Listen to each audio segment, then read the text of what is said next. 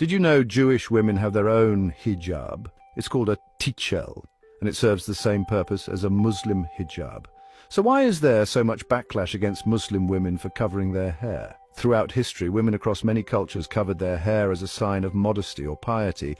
Many Christian groups today continue the tradition of head covering, influenced by verses like 1 Corinthians chapter 11, verses 5 to 6, which says, "But every woman who prays or prophesies with her head uncovered dishonors her head. It is the same as having her head shaved."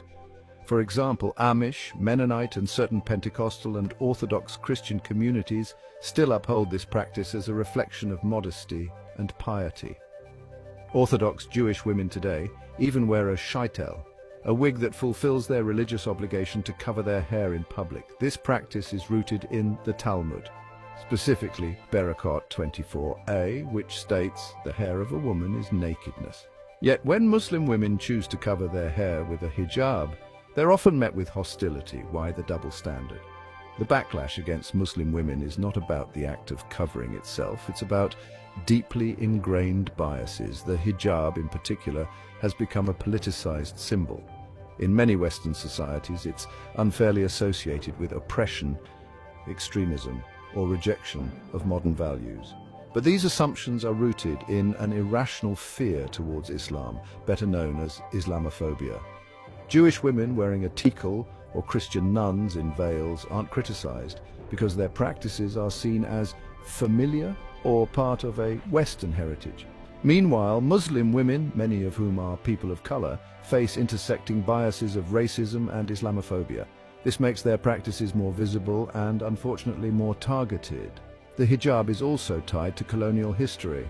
During colonial rule, Muslim societies were pressured to abandon veiling as part of a broader effort to erase their cultural identity.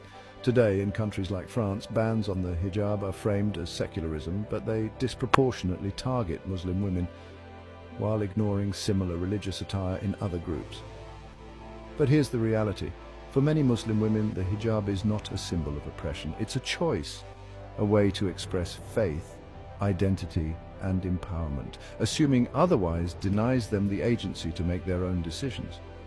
Why do we celebrate diversity for some groups but criticize it for others? This double standard isn't about secular values. It's about who is seen as us and who is seen as other.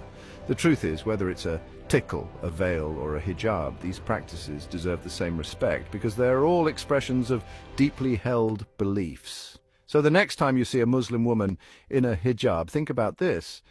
Her choice is no different from an Orthodox Jewish woman wearing a Sheitel. If one deserves respect, why not the other? Let's challenge these double standards and foster true understanding. If you found this video insightful, don't forget to like, repost, and follow for more thought-provoking content.